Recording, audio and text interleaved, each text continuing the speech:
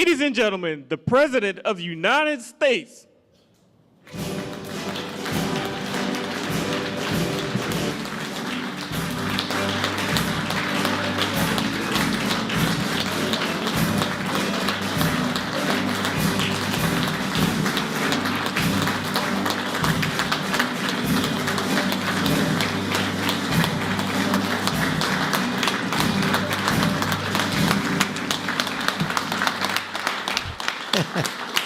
Thank you. Thank you very much. That was quite a formal entrance. I thought we were just going to sit down and talk a little bit. We talk about exactly 1 year ago we had that big, beautiful victory. Exactly 1 year. And last night it was, not expected to be a victory. It was very Democrat areas, but I don't think it was good for Republicans. I don't think it was good. I'm not sure it was good for anybody. But we had an interesting evening, and we learned a lot.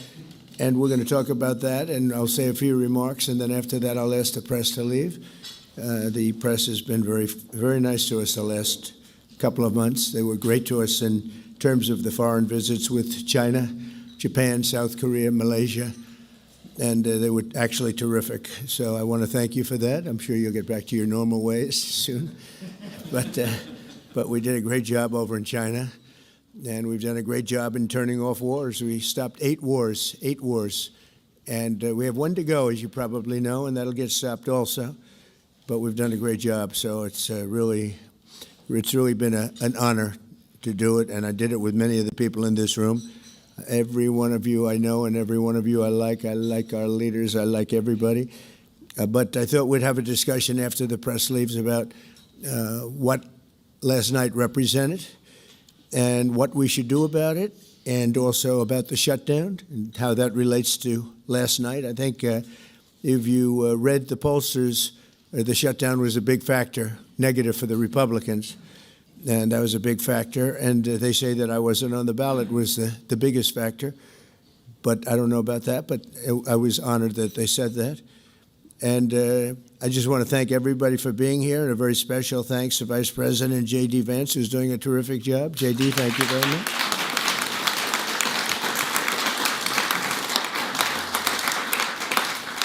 As well as the Senate leadership team that has been working very hard, working really, I will tell you, nobody's working any harder representing the American people, including Senator John Thune. John, thank you. Great job.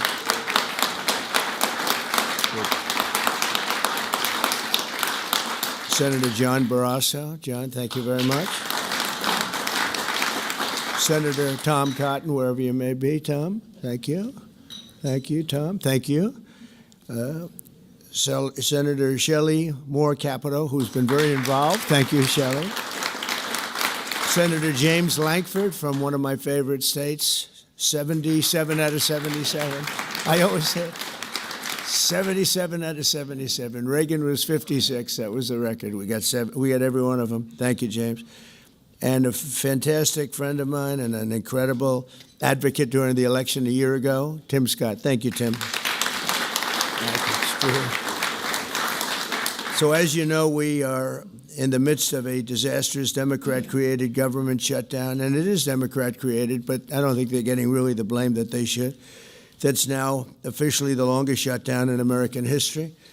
The Democrat radicals in the Senate have shown zero interest in reopening the government, and I don't think they'll act so soon. A lot of people disagree. I've been saying for the last 30 days, we've had 4 or 5 different points. Yes, sir, they're going to get it right now. We should have it done in a day. I've heard that about 4 times. I heard it after Kings. They said I was a king. And I heard it after Kings. I heard it after a couple of other moments in time. And I said, no, I don't believe so. And now I heard it's after the election. I don't believe so. I think they will. I think they're kamikaze pilots. I just got back from Japan. I talked about the kamikaze pilots. I think these guys are kamikaze. They'll take down the country if they have to.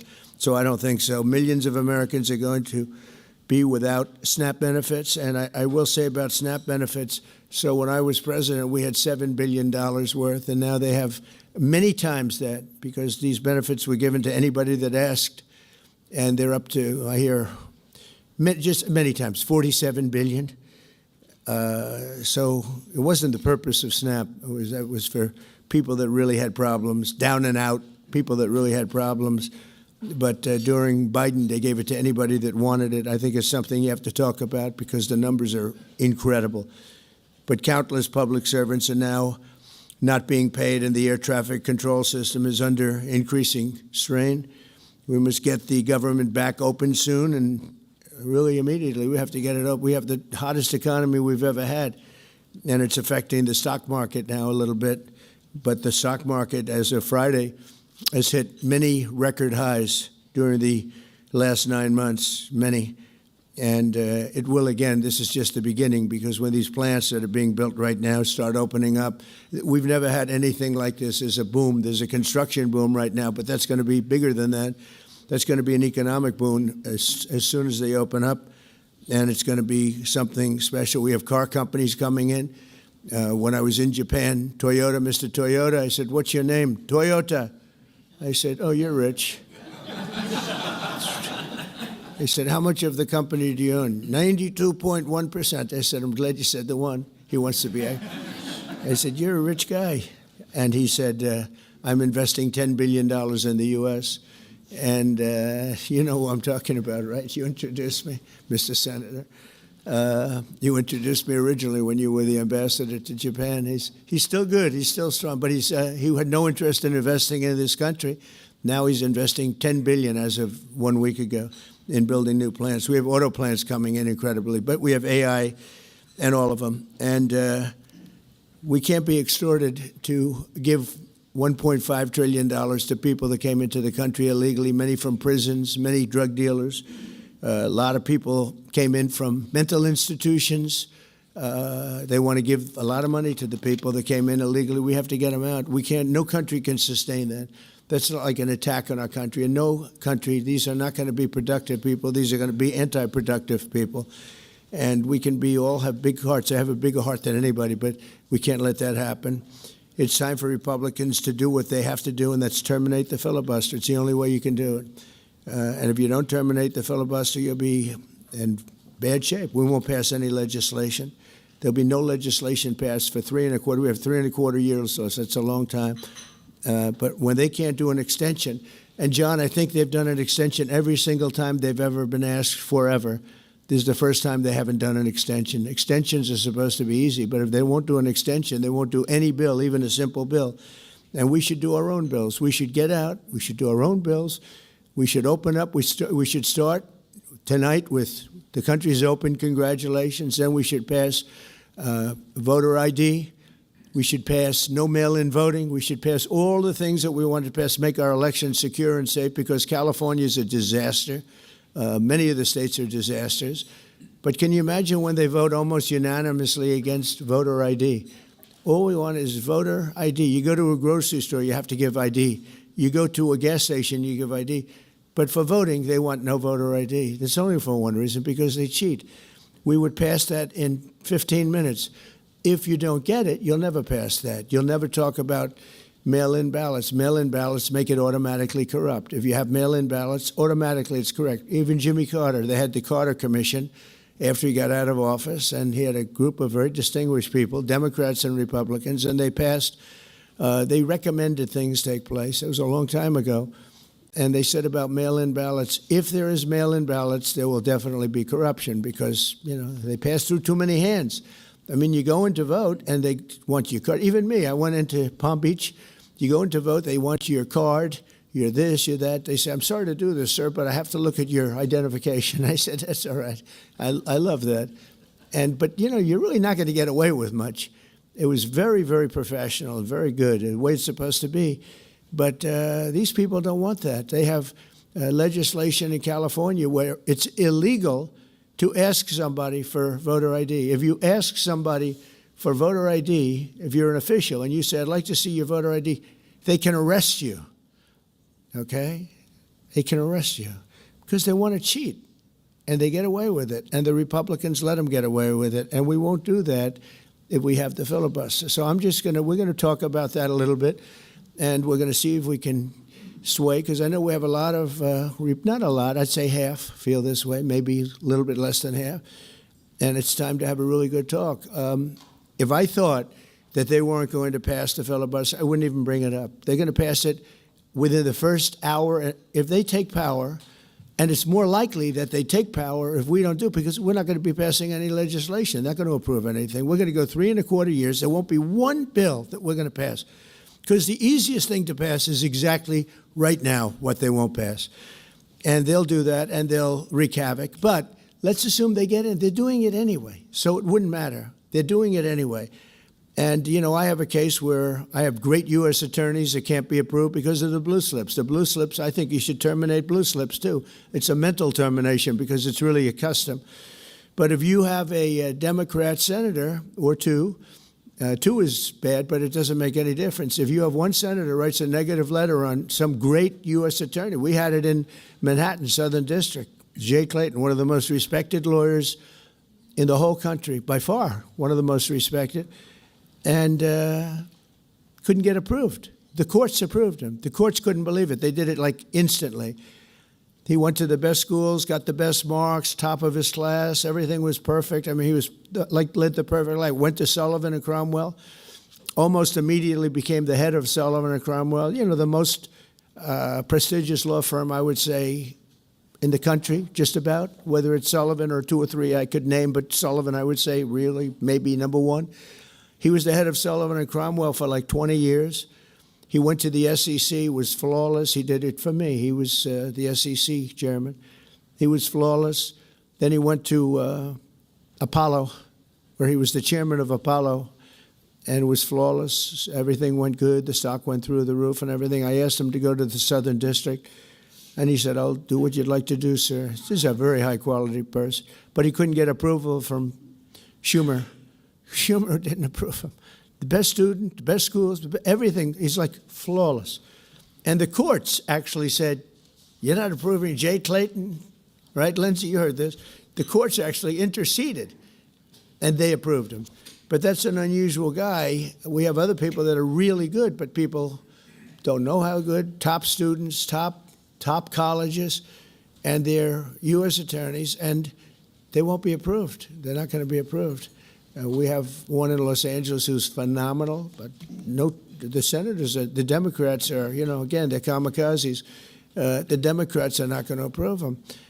Blue slips are a disaster. So the only people I can get approved are Democrats. I was told that by the Democrats. We'll only approve Democrats.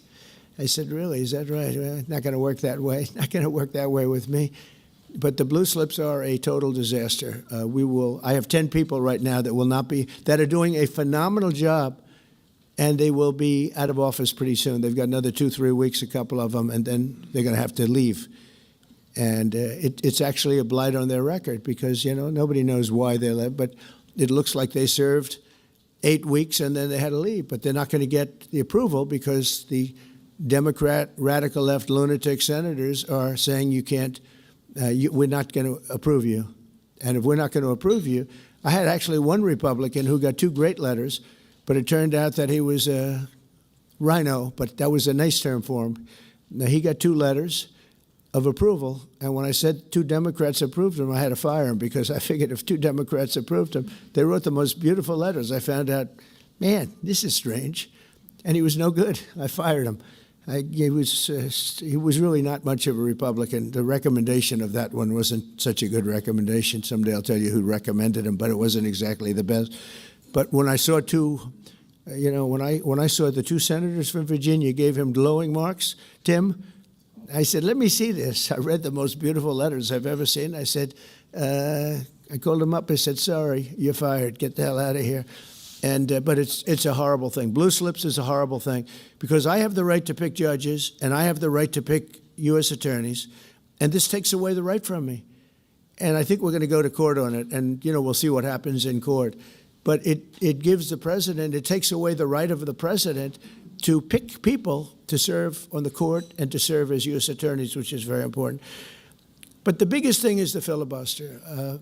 We have to get the country going. We will pass legislation at levels you've never seen before, and it'll be impossible to beat us. By the way, if they do, they're going to do it anyway, and they are going to immediately do the filibuster. And when they do the filibuster, they're going to pack the court. They want at least five justices. Now I hear it's up to 5. I actually heard up to 7 and up to 9, okay? They want new judges. They want to pack the court, and they will do it in the first day, maybe the week. Maybe they'll slow it down because there's no reason to rush. But they'll do it first week. They'll vote on this. And I have friends over there that are Democrats, I'm close to a lot of people. And I asked them about that because some people say, well, maybe they won't do that. I mean, they destroyed the career of Manchin and Sinema, and they got them out. They were the only objectors. Nobody else is going to object. They're going to do it the first day. They're going to pack the court. They're going to make D.C. a state, and they're going to make Puerto Rico a state. So now they pick up 2 states. They pick up 4 senators, okay? You think you have problems? They're going to do all of the things. They're going to pick up electoral votes. It's going to be a very, very bad situation. And it's done. It's done. As soon as they attain power. Now, if we do what I'm saying, they'll most likely never attain power because we will have passed every single thing that you can imagine that it's good and all good for the country. And there'll be no reason to. If we don't do that, people will say they're not doing much and they're in power. So the good news is we did the great, big, beautiful bill, and it's the greatest thing we could have done. And the smartest thing with John and our Speaker of the House, who's so good, Mike Johnson, we did all in one bill. If we didn't, John, it would be a problem because, we would have gotten a small piece passed. A lot of people wanted to do that. A lot of people in the room wanted to do that. They went along with me and John and everybody, and we got this thing passed. Honestly, it's 4 years' worth of goodies.